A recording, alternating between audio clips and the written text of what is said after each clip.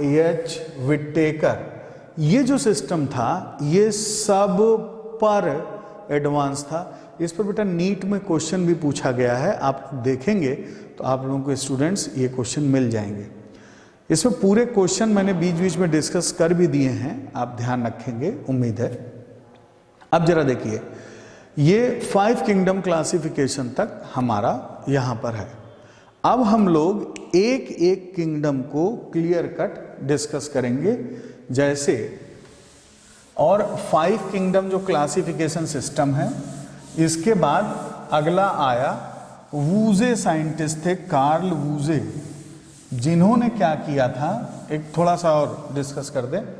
ये तो 5 किंगडम है ही है अपने पास, देखिए ये पूरा 5 किंगडम का सिस्टम है ही है। इनके साथ में जो मोनेरा थे, जरा देखिएगा बोर्ड पर, जरा देखिए, जो मोनेरा है, किंगडम मोनेरा की बात करें हम लोग, तो किंगडम मोनेरा में यहां पर जो भी सेल्स आई वो सभी प्रोकैरियोटिक थे। जो भी ऑर्गेनिज्म थे प्रिमिटिव और प्रोकैरियोटिक जितनी एंटिटी थी, लिविंग ऑर्गेनिज्म थे, ये सभी यहां पर मोनेरा में आ गए। इनको हम लोगों ने जो सबसे कॉमन नाम दिया, वो हम लोगों ने कॉमन इनको बोला बेटा bacteria. They are commonly known as bacteria. दूसरा, जो ये बैक्टीरिया है, इनमें एक पॉइंट और ये है कि ये एक तो सबसे प्रिमिटिव थे। अब जरा ध्यान दीजिएगा, बैक्टीरिया में सेल वॉल पाई गई, बैक्टीरिया में सेल वॉल प्रेजेंट। पूरे ये जो मोनेरा है इसके कैरेक्टर डिस्कस करेंगे, लेकिन हम लोग पहले इनके कैरेक्टर को उस तरह से डिस्कस कर लें कि इसमें क्यों किंगडम अलग किया गया, वो वाले पॉइंट। सेल वॉल पाया गया। अब जरा ध्यान से बेटा देखिएगा, इसमें जो सेल वॉल थी, अब सेल वॉल जो है, ये सेल वॉल पाई गई प्लांटी में भी पाई गई, फंजाई में भी पाई गई और बैक्टीरिया में पाई गई। Now the question is this कि इनिशियली देखिए सेल वॉल प्रेजेंट, तो मोनेरा में भी सेल वॉल है, मोनेरा में। फिर मोनेरा के बाद सेल वॉल कुछ प्रोटिस्ट में भी है, फिर प्लांटी में भी है सेल वॉल, फंजाई में भी है सेल वॉल। क्लियर? अब जरा ध्यान दीजिएगा, मोनेरा में भी सेल वॉल, प्लांटी में भी, फंजाई में भी, लेकिन इनका मटेरियल अलग अलग है।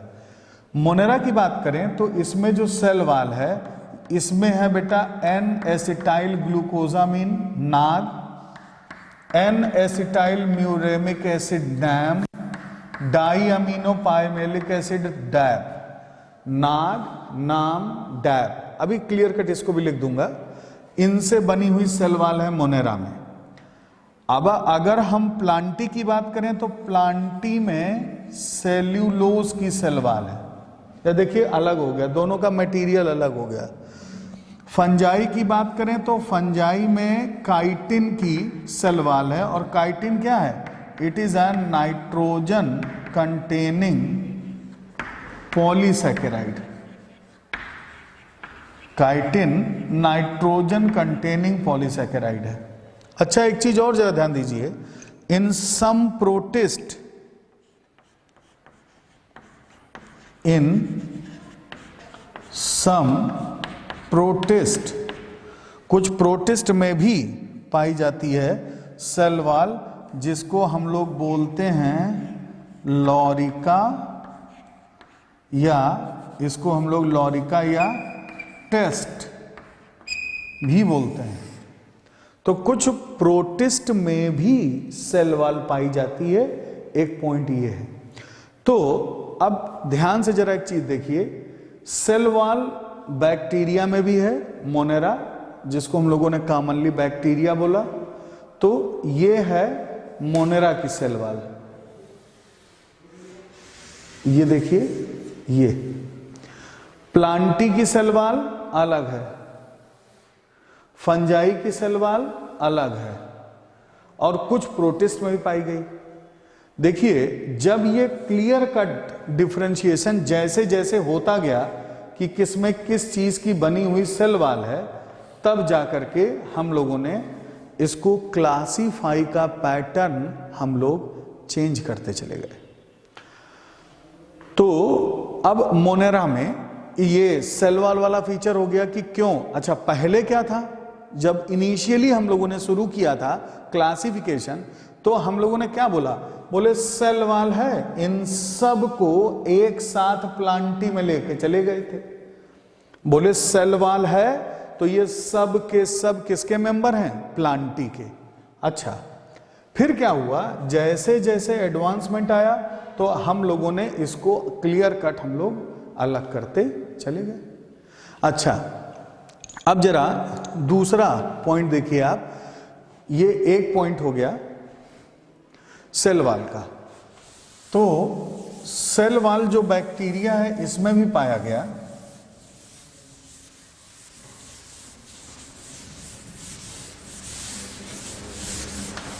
अच्छा, इसके बाद फिर दूसरे नंबर का पॉइंट ये आया है, यहीं से जरा देखिए, सेल वॉल पाया गया जो कि सब में था। अब जरा न्यूक्लियस की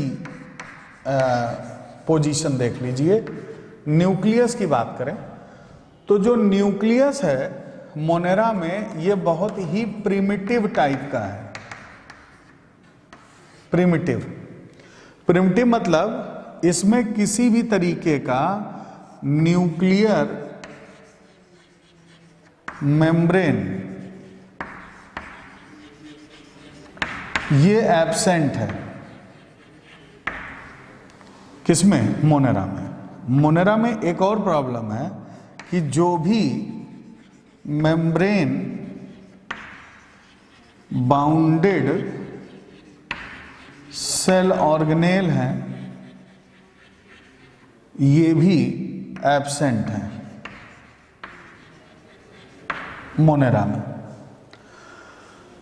पहला पॉइंट ये हो गया, दूसरा पॉइंट ये हो गया, तीसरा फिर कहता है, यहीं से क्वेश्चन पूछता है कि फिर इसमें जेनेटिक मटेरियल क्या है। तो मोनेरा में जो जेनेटिक मटेरियल है, ये मोनेरा में जेनेटिक मटेरियल डीएनए मिला, और डीएनए भी कैसा, डबल हेलिक्स का। एक पॉइंट याद रखिएगा, जब भी बोलता है डीएनए तो मतलब डबल हेलिक्स ही है, आरएनए सिंगल स्ट्रैंड का है। Exceptions are everywhere. जब आपसे एक्सेप्शन पूछेगा कि बताइए ऐसा किसमें है या ऐसा किसमें है, तब तो हम लोग ऐसा कर सकते हैं। अदरवाइज हम लोग ये नहीं बोलेंगे कि इसमें डीएनए ऐसा है या इसमें डीएनए ऐसा है।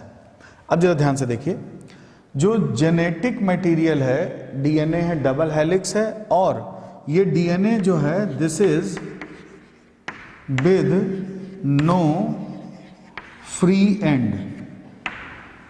ऐसे डीएनए को हम सर्कुलर बोलते हैं।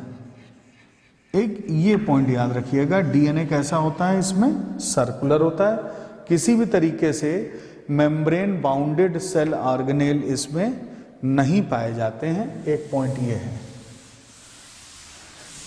अब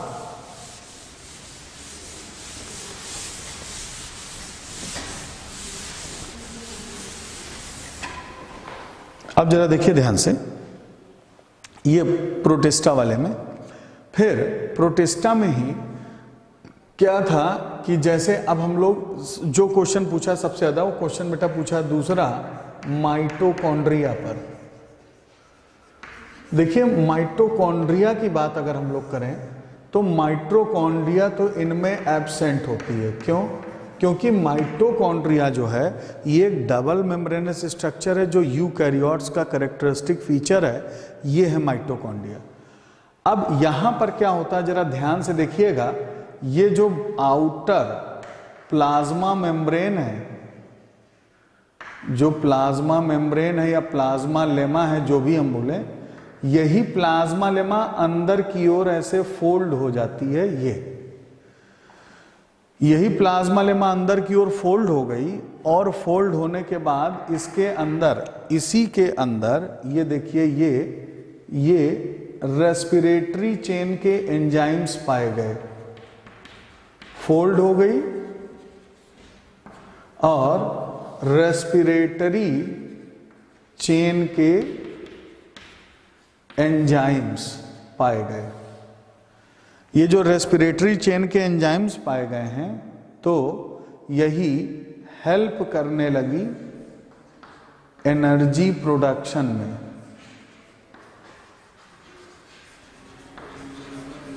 ये एनर्जी प्रोडक्शन में हेल्प करने लगी, और इसी स्पेसिफिक स्ट्रक्चर को हम लोगों ने बोला मीजोसोम्स। They are मीजोसोम्स। तो कहता है कि माइटोकॉन्ड्रिया की जगह पर प्रोटिस्टा में, मोनेरा में कौन सा स्ट्रक्चर पाया गया? तो माइटोकॉन्ड्रिया की जगह पर मोनेरा में पाया गया मीजोसोम्स। फिर दूसरे नंबर के पॉइंट पर आ जाइए। जो ये मीजोसोम्स हैं, यहीं से क्वेश्चन पूछता है कि मीजोसोम एनर्जी प्रोडक्शन के अलावा और किसमें हेल्प करते हैं? तो मीजोसोम्स एनर्जी प्रोडक्शन के अलावा और हेल्प करते हैं, एक तो बैक्टीरिया के डिवीजन में, मतलब जो सेल डिवाइड, बैक्टीरियल सेल के डिवीजन में हेल्प करते हैं सबसे ज़्यादा। और कैसे? सेल प्लेट फॉर्मेशन में हेल्प करते हैं ये मीजोसोम। एनर्जी प्रोडक्शन तो करते हैं, सेल प्लेट फॉर्मेशन में हेल्प करते हैं, रिप्रोडक्शन में भी हेल्प करते हैं, जब बैक्टीरियल रिप्रोडक्शन होता है उसमें भी हेल्प करते हैं। और ये आपको पता है कि जो भी यूनिसेलुलर ऑर्गेनिज्म है उनमें रिप्रोडक्शन और ग्रोथ एक दूसरे के सिनोनिम है। ये पॉइंट बहुत इंपॉर्टेंट है। तो यहाँ पर इस तरीके से भी ये हेल्प कर रहे हैं और ये आगे बढ़ता चला जा रहा है। फिर हम लोग दूसरे नंबर बात करें, इन्होंने माइटोकॉन्ड्रिया की बात करी। फिर अब जरा देखिए, यहीं से न्यूक्लियस की बात हो गई, माइटोकॉन्ड्रिया की बात हो गई। फिर बेटा बैक्टीरिया में ऐसे भी बैक्टीरिया हैं जो ऑटोट्रॉपिक हैं, मतलब वो अपने लिए फूड की सिंथेसिस खुद कर लेते हैं। तो जो ऑटोट्रॉपिक बैक्टीरिया हैं, ऑटोट्रॉपिक बैक्टीरिया के लिए क्वेश्चन आता है। तो देखिए, यही जरा ध्यान से देखिए, यही जो सेल मेम्ब्रेन है ना, यही सेल मेम्ब्रेन अंदर की ओर ऐसे दब गई, और अंदर की ओर दबने के बाद इसके अंदर बैक्टीरियल क्लोरोफिल आ गया। देखिए, इसके अंदर बैक्टीरियो क्लोरोफिल आ गया, और बैक्टीरियो क्लोरोफिल भर गया। तो हम लोगों ने इसको बोला, इस स्ट्रक्चर को, जो ये मतलब आउटर प्लाज्मा लेमा है उसकी इनफोल्डिंग से बन रहा है, इस स्ट्रक्चर को हम लोगों ने बोला फोटो सिंथेटिक लैमिली। इसको क्या बोला? फोटोसिंथेटिक लैमिली, और आल्सो नोन एज क्रोमैटोफोर। इसी को बैक्टीरियो क्लोरोफिल बोला, जो इसके अंदर पिगमेंट पाया गया। इस पूरे स्ट्रक्चर को बोला फोटोसिंथेटिक लैमिली और क्रोमैटोफोर। ये क्या करेगा? ये हेल्प करेगा फूड की सिंथेसिस में, help in the food synthesis, इसमें ये हेल्प करेगा। ये पॉइंट बहुत इंपॉर्टेंट है। दूसरे नंबर का पॉइंट जरा ध्यान रखिएगा, ये मतलब बैक्टीरियल उस पर बहुत इंपॉर्टेंट पॉइंट हो गया मोनेरा में। अब यहीं पर ये तो पॉइंट क्लियर हो गए होंगे आपको बेटा। यहीं से एक क्वेश्चन आता है कि जो 6 किंगडम क्लासिफिकेशन सिस्टम है वो क्यों अलग किया गया, जब 5 किंगडम में इतना क्लियर कट हमको डिस्टिंक्शन मिल गया। जब हमारे पास 5 किंगडम में इतना क्लियर कट डिस्टिंक्शन मिल गया है तो 6 किंगडम क्लासिफिकेशन सिस्टम की हमको जरूरत थी क्या। तो जरा देखिए, सबसे पहला पॉइंट, सम बैक्टीरिया, कुछ बैक्टीरिया ऐसे थे जो बहुत ही ज्यादा हार्श इन्वायरमेंट में थे, हार्श इन्वायरमेंट में पाए गए। जैसे मतलब टेम्परेचर वहां पर बहुत ही ज्यादा था, बहुत ही हाई टेम्परेचर था। तो ऐसे बैक्टीरियों को बोला हम लोगों ने थर्मोफिल्स। ये बैक्टीरिया थे, थर्मोफिलस बैक्टीरिया पाए गए जो बहुत ही हाई टेम्परेचर पर पाए गए। एक पॉइंट था, ज्यादा टेम्परेचर पर भी पाए गए। अब सिर्फ जो ये बैक्टीरिया थे इनको अलग इसलिए किया गया क्योंकि दोनों की जो सेल वॉल था उसमें बहुत ज़्यादा डिफरेंस था। इस वजह से 6 किंगडम क्लासिफिकेशन सिस्टम आया जिसमें जो मोनेरा था, इस मोनेरा को 2 में डिवाइड कर दिया गया। एक सबसे प्रिमिटिव बैक्टीरिया आर्की बैक्टीरिया और दूसरे थे प्लेन बैक्टीरिया जिनको हम लोगों ने सिर्फ बैक्टीरिया नाम दिया। ये उनके सेल वॉल और इस नेचर की वजह से स्टूडेंट्स अलग किया गया क्योंकि ये बहुत ही एक्सेसिव हार्श इन्वायरमेंट में भी पाए गए। हम लोगों ने क्लासिफिकेशन का पूरा पैटर्न देख लिया, फिर हम लोगों ने ये भी देखा कि क्यों 5 किंगडम सुपीरियर आया, किन बातों पर आया।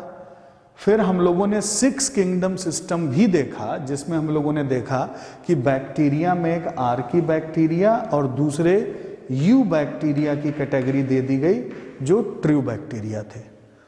आज के लिए स्टूडेंट्स इतना ही, फिर हम लोग कल कंटिन्यू करेंगे। Thank you.